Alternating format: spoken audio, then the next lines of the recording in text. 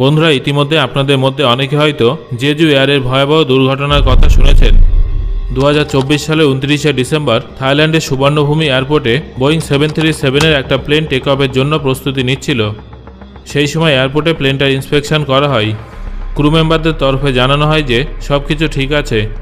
তারপর 2 জন পাইলট এবং 4 জন crew member প্লেনে উঠে পড়ে। ধীরে ধীরে 175 জন যাত্রী প্লেনে উঠে নিজেদের সিটে বসে পড়ে। 175 জনের মধ্যে 173 জন কোরিয়ান ছিলেন, শুধুমাত্র 2 জন অন্য দেশের যাত্রী ছিলেন। এই সব যাত্রীর মধ্যে 5 জন বাচ্চা এবং 93 জন মহিলা যাত্রী ছিলেন। বেশিরভাগ যাত্রী ব্যাংকক থেকে ক্রিসমাসের ছুটি কাটিয়ে ফিরছিলেন।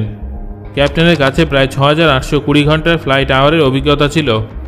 অন্যদিকে কোপাইলটের কাছে প্রায় 1650 ঘন্টা ফ্লাইট আওয়ারের অভিজ্ঞতা ছিল। শেষ পর্যন্ত সমস্ত ইন্সপেকশনের পর প্লেনটা 2:30 নাগাদ টেক অফ করে। এই প্লেনটা ব্যাংকক থেকে টেক অফ করে সমুদ্রের দিকে এগিয়ে এই ভয়ে ঘুরে গিয়ে মুয়ান ইন্টারন্যাশনাল এয়ারপোর্ট সাউথ কোরিয়ায় পৌঁছানোর কথা ছিল। বেশিরভাগ সময় রাতের দিকে সাধারণত সমুদ্র পথেই প্লেন ফ্লাই করার নির্দেশ দেওয়া হয়, কারণ রাতে বেশিরভাগ মানুষ ঘুমিয়ে থাকে আর কারোর ঘুম যাতে নষ্ট না হয় সেটাও অ্যাভিয়েশন রুলের মধ্যেই পড়ে। তাই সুযোগ থাকলে সমুদ্র পথেই প্লেন ফ্লাই করতে হয়। কয়েক ঘন্টার মধ্যে এই প্লেনটা সাউথ কোরিয়ার এয়ার স্পেসে চলে আসে। চারিদিকে ভোরের আলো ছড়িয়ে পড়ে। তখন সময় ছিল সকাল 8:50। প্লেন কোনো সমস্যা ছাড়াই এয়ারপোর্টের দিকে ল্যান্ডিংয়ের জন্য এগিয়ে যাচ্ছিল। আশেপাশের পরিবেশ মনোরম ছিল, হালকা হালকা মেঘ ছিল। তখনই কোরিয়ান এটিসি রেডিও কল করে জানায় যে প্লেন সাবধানে ল্যান্ড করতে হবে, কারণ এয়ারপোর্টের কাছাকাছি অনেক পাখি দেখা গেছে। আসলে এলাকায় অনেক সময় পাখিদের দেখা যায়। এখানে এয়ারপোর্টটা ছাড়াও আরও ছোট ছোট 13টা ডোমেস্টিক এয়ারপোর্ট আছে, যেখানে অনেক সময় দলবদ্ধ পাখিদের দেখা যায়। সচরাচর এই পাখিগুলো প্লেনের সাথে ধাক্কা খায় না। এটিসি কিছু দলবদ্ধ পাখিদের দেখে এবং জেজু এয়ারকে বিষয়টা জানায়। তার প্রায় 3 মিনিট পর পাইলট ভীষণ ভয়ের সুরে জানায়, মেডে মেডে মেডে, প্লেনে এমার্জেন্সি তৈরি হয়েছে, ইঞ্জিন ফেল হয়ে গেছে।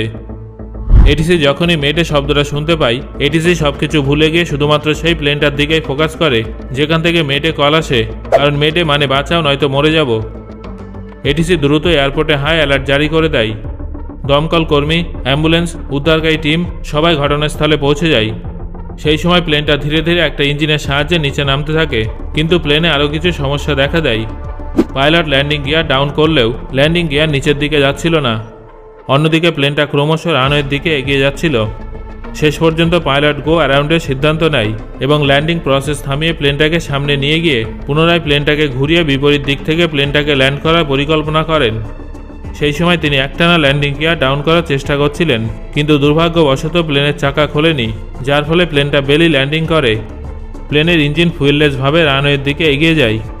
সমস্ত চাকা বন্ধ থাকায় প্লেনটাকে আটকানোর জন্য ব্রেকও করা যেত না। হয়তো এই জন্যই রানওয়ে শেষ হওয়ার আগে এই প্লেনটা থামতে পারেনি এবং রানওয়ে পেরিয়ে বাইরের একটা কংক্রিটের দেয়ালে গিয়ে ধাক্কা খায় এবং তারপর সবকিছু আগুনের গোলায় বদলে যায়। এই আগুনের শিখা এতটাই ভয়ানক ছিল যে 181 জন মানুষকে জীবন্ত জ্বালিয়ে দেয়।